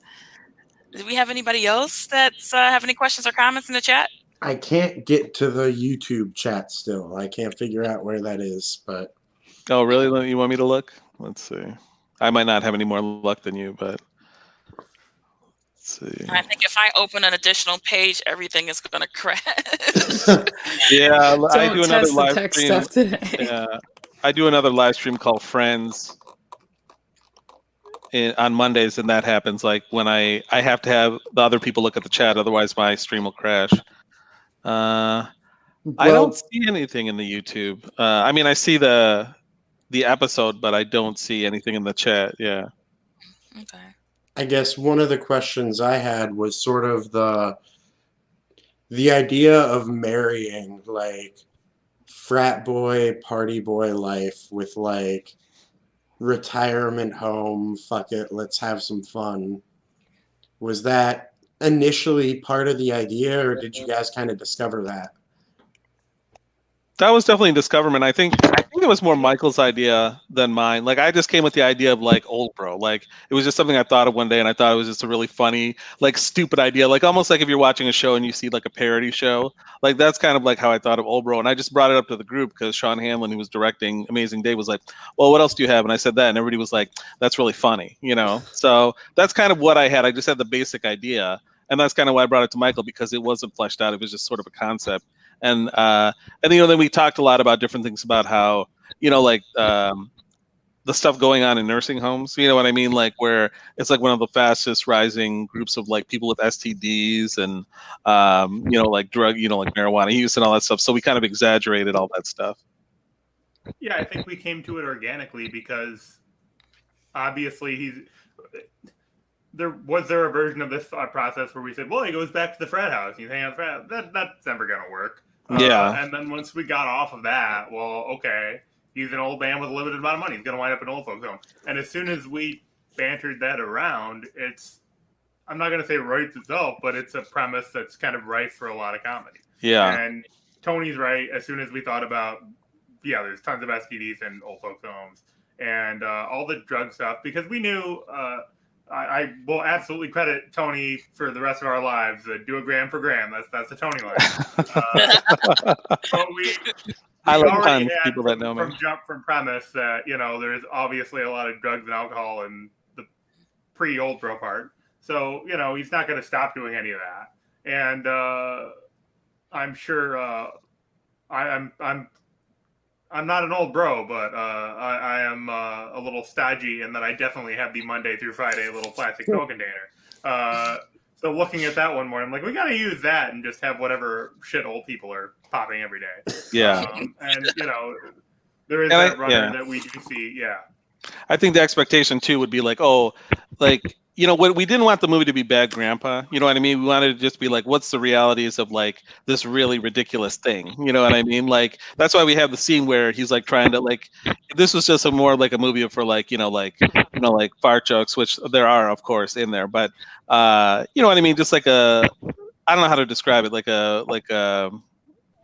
Just like broad comedy, like the stuff would be like bad grandpa where he's like falling down but he's fine. Like, we have him like falling down, like trying to be on the stairs and falling down. He really gets hurt, and the same thing with the old folks home is like like the expectation might be like, oh, he goes in there and everyone's like very like genteel and like oh, I can't believe this, but really, I mean, old people are just as fucked up as we are. You know what I mean? So they don't just give up those things because they're in like a nursing home and like stop doing drugs and all these sort of things.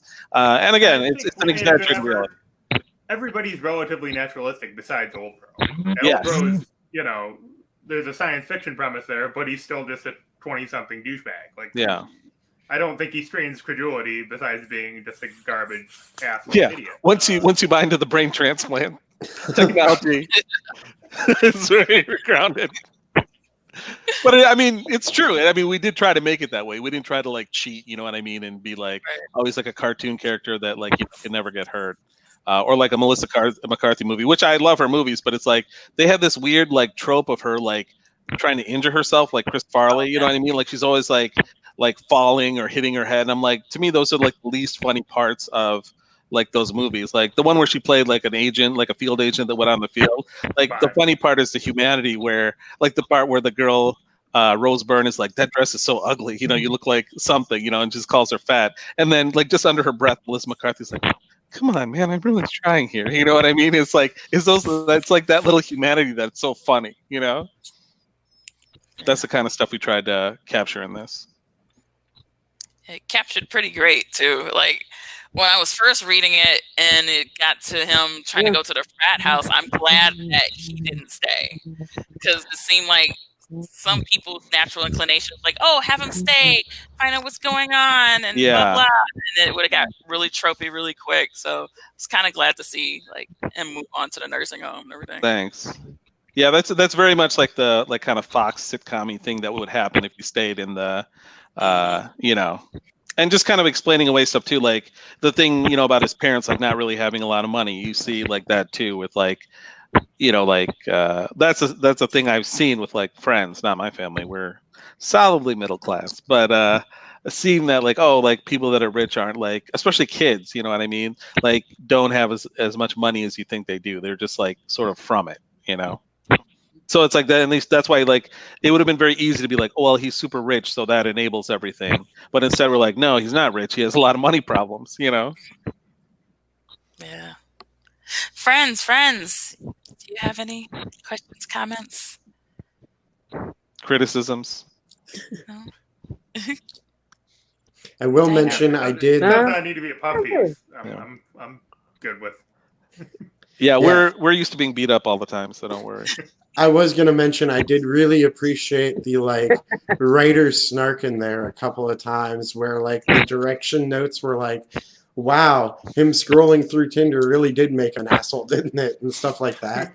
That's That was fun. That's all Michael, and having written no, I mean just that concept of that style of writing, because I mean his point is when you're writing a movie, you're writing for the reader. That's what a screenplay is. The shooting script is not going to have that kind of stuff in it. It's all going to be taken out. But when you're writing, you have to create a picture for the reader. And I come from a different school of reading Sid Field and Story by Robert McKee, a bunch of the screenwriting books is just don't put anything on the script that can't be seen in the movie, So that was really kind of not a fight, but just okay, I'm going to trust you on this, you know what I mean? But I think it works, and it's a good point. And I think especially for comedy, and this kind of relates back to what we were talking about, the relatively naturalistic approach to this, is you've got to make sure the reader gets that they're on the same page tonally with what you're trying to accomplish as a writer. And you get that, no, these people are bastards, and you need to understand that as you're reading the story, because you need to know to bring that into making the movie.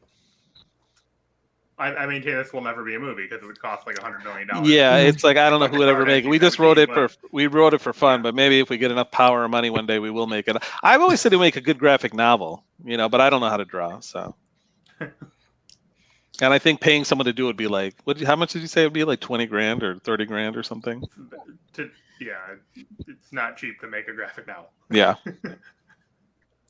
One of my kind of questions within the script reading it was, I guess I always kind of think of characters on a smart-dumb dichotomy, and I couldn't totally place where OldBro was on that dichotomy. There are times where he felt really smart and times where he felt really dumb. Really dumb. Yeah. Okay. I mean, but also he has his expertise, areas of expertise. You know what I mean? He's really dumb about words. He's calling people narwhals and things, and not understanding what is it. But he also knows a lot about weed. You know what I mean? Because he reads High Times. So, and that's generally my experience with people. It's rare that you run into people that are all dumb or all smart. Everybody's smart about something, everybody's dumb about that. And but he is I don't know so much as he's dumb, but he's ignorant. He kind of figures. Yeah, he figures things out. I think a lot of times when you say people are dumb, they're ignorant. Mm-hmm. And sometimes they're both. The protesters in Lansing. So he demonstrates intelligence later on in the script. What saves him is emotional intelligence and the fact that he does actually, as shitty as he is to his girlfriend, he does have some knowledge of her that comes back later, and he is not as dumb as he might seem at times, but he has paid no attention to any number of fundamental things for being a person. And we see a lot of that in the first half, and a lot of it in the second half too. But there is some growth, so don't. Yeah. I mean, I guess if we were really experimenting, we just have not him change. You know what I mean? Which there are movies like that, but it was I think we always had it in mind he's gonna learn something from this. Yeah, I'm just curious. Did all of you read the I entire guess my script, question would be, what inspired? Go for it.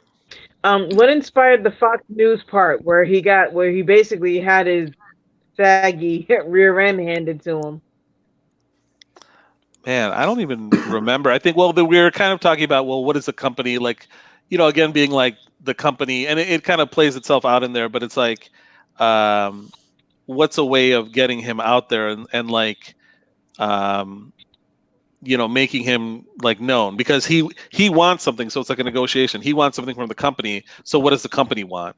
And part of it is okay, Julia, who you'll learn more about in the second half about what she's all about and what this is, because there are things that seem kind of weird, but they hopefully make more sense when you do it. So the payoff to that is he's on there because Julia wants him out there, because it's her part of her master plan to get away with this big,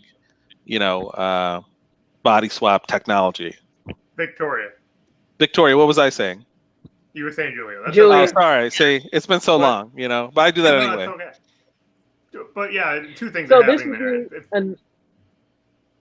there. be I'm sorry. Go ahead. Yeah, no, go for it. I was just going to say it's two things happening right there.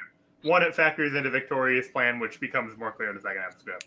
And two, it does solve the problem of how does Julia find out that her boyfriend isn't dead without him actually doing the right thing and going to talk to her.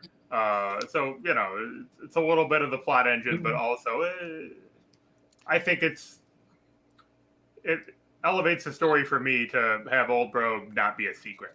If he had a secret identity and could just be an old man, that would be less fun to me. Yeah, we debated that for a while actually in the outline. Again, that's like if you get everything figured out in the outline, especially in terms of writing a screenplay, it just makes the writing process so much easier. Like you kind of like we took turns attacking each other's ideas, not in a malicious way, but of like, okay, does this work? Why is this in here? There are definitely scenes that in this script and the previous one where it's like, do we need this? You know what I mean? Like, and sometimes some scenes will stay in until almost the last draft, and then we'll be like, yeah, it doesn't make sense. It doesn't, so it has to go. And then we always thought the new scene, I think we expanded it actually a little bit, or we started putting in like those Chiron puns that run underneath it, like the Fox style stuff. So we had more fun with it and just making the interviewer like a crazy character. But again, if you hear in a lot of writing books and screenwriting books, I think everybody starts out when they have like a writing project, like pet ideas and things like, oh, this should go in, but you have to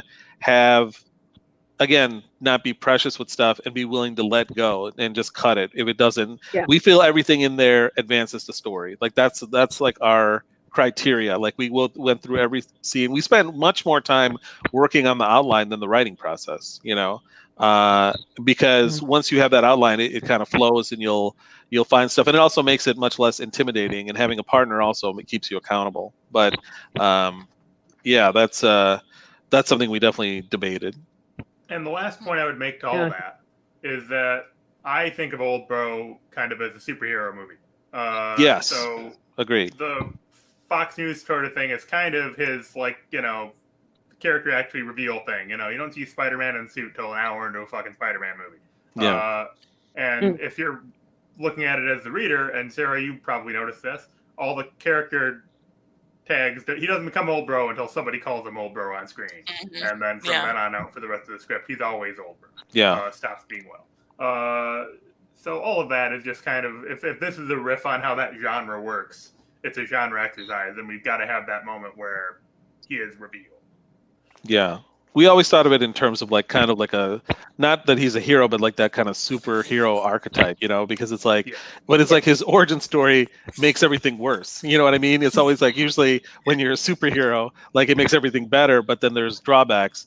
His case is the opposite, of where there's nothing but drawbacks, but then he finds redemption through those drawbacks.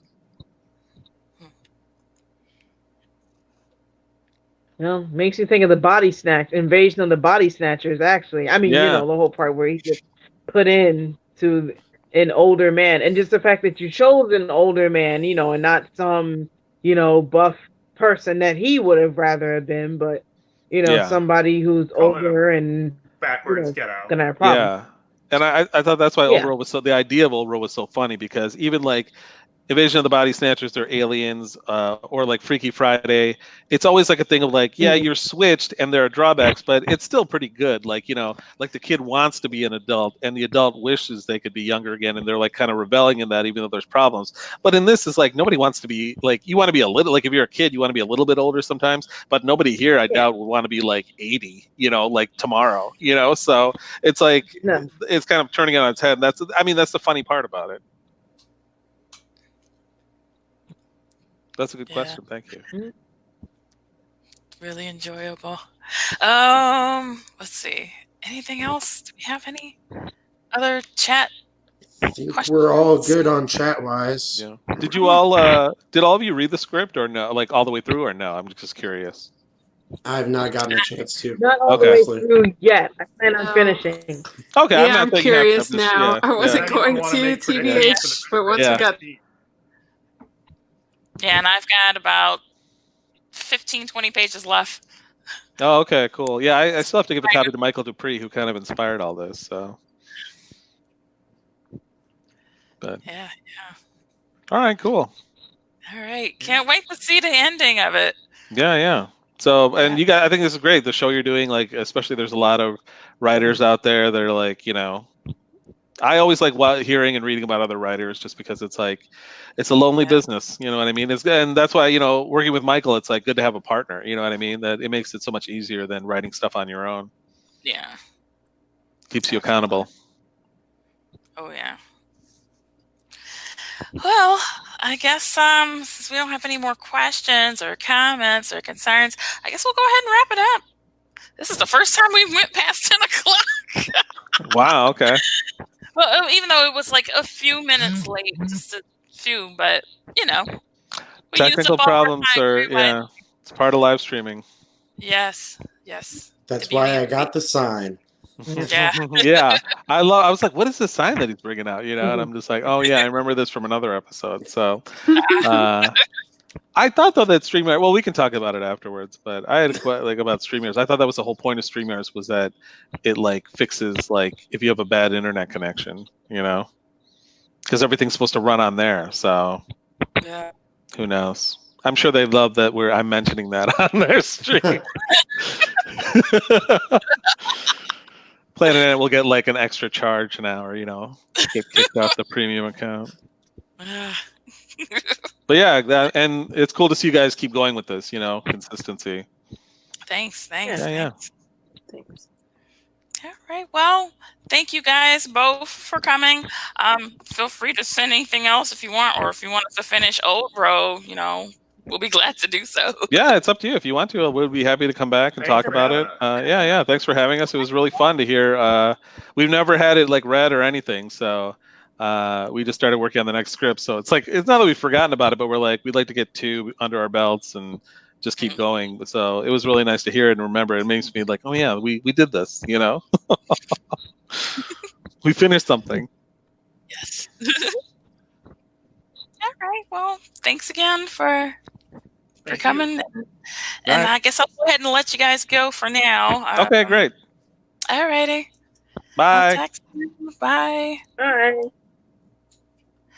All right. So that is the conclusion of our show.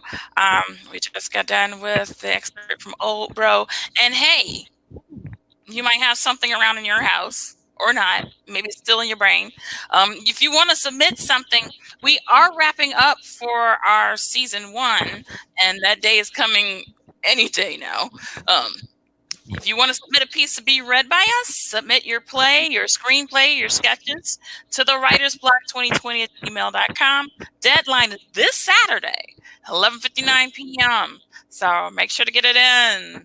And also, just to put it out there, I know that I have received a few submissions for monologues. We're not accepting monologues this time, but maybe we'll do it in season 2.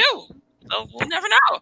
So, but definitely send us your plays, your screenplays, your sketches, collection. It could be from something you wrote yourself, something that, like tonight, wrote as a group. It was great. Okay, and also, that brings us to the last thing. Donate to PlanetAnt.com. It is a nonprofit. It's been going for 25 years. Keep going for 25 more and 25 more after that. So if you like what you're seeing tonight or any other night that we're live streaming, or stuff that you've seen at the Black Box or the Independent, the Hall, back in the day, when people were in crowds and stuff. If you remember that in the good times, help us out. Make sure you make a donation to PlanetAnt.com. And hey, that tax, what's it? Tax reimbursement? Tax deductible. Yeah, I was like, yeah, you get some money off of that shit. But yes, feel free to donate PlanetAnt.com. All right. Well, thank you again for coming to the Writer's Block. I'm Sarah. It's my friends. So, good night. Good night. Thank you, Sarah. Thank you, Planet Ant. Bye. Thank you. Bye.